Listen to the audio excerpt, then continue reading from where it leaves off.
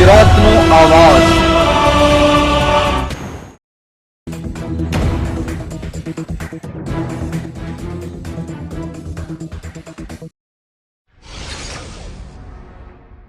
રાજકોટ જિલ્લાના ધોરાજીના તોરણિયા ગામ પીડિત પરિવાર અને સરપંચ દ્વારા રૂપિયા ન આપતા માર માર્યા વિરુદ્ધ જેતપુર પોલીસ અધિકારીઓ પર આક્ષેપ કર્યા અને ન્યાય માટે પ્રદર્શન।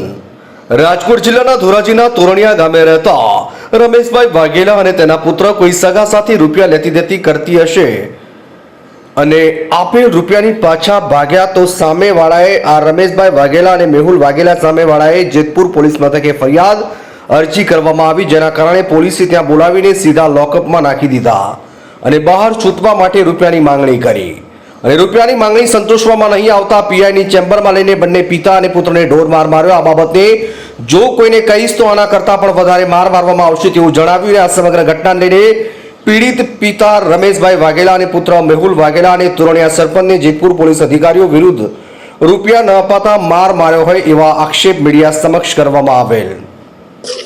મારું નામ મેહુલ રમેશભાઈ વાઘેલા, ગામ તોરણિયા। મારે ને મારા પપ્પા માંથી ફરિયાદ થઈ હતી। મારા પપ્પાએ પૈસા આપ્યા હતા એટલે તે પૈસા મારા પપ્પાએ પાછા માંગ્યા એટલે એને ફરિયાદ કરી।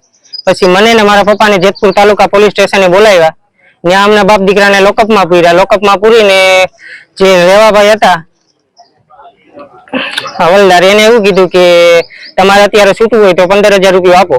પછી મારા પપ્પા કે અમારી પાસે 15,000 રૂપિયા નથી થાય, એમ અમે ગરીબ માણસ છે। પછી એ લોકોએ અમને બાપ દીકરાને બહાર કાઢીને પીઆઈની ઓફિસમાં બોલાવ્યા। પીઆઈની ઓફિસમાં બોલાવીને અમને બાપ દીકરાને માર્યા।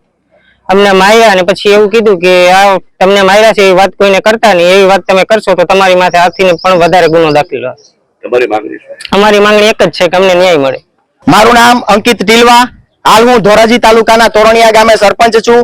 મારા ગામના બે વ્યક્તિ ભોગ બનનાર મેહુલભાઈ વાઘેલા અને રમેશભાઈ વાઘેલાને એમના વિરુદ્ધ અરજી હોય જેતપુર તાલુકા પોલીસ સ્ટેશને બોલાવી એમની પાસેથી 15,000 રૂપિયાની પોલીસ દ્વારા માગણી કરવામાં આવી।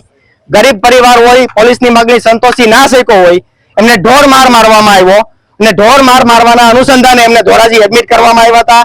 ત્યાર પછી પોલીસ અહીંયા ધોરાજીથી જુનાગઢ રિફર કરવામાં આવ્યા।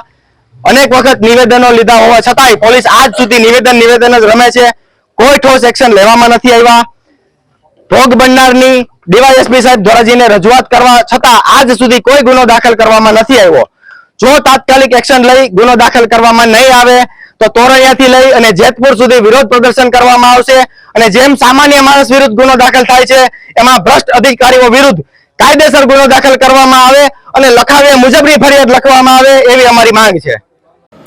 અને તોરણિયા ગામે ન્યાય મળે તે માટે પીડિત પિતા રમેશભાઈ વાઘેલા અને પુત્ર મેહુલભાઈ વાઘેલા અને તોરણિયા સરપંચ અને ગ્રામજનોએ વિરોધ પ્રદર્શન કરવામાં આવેલ।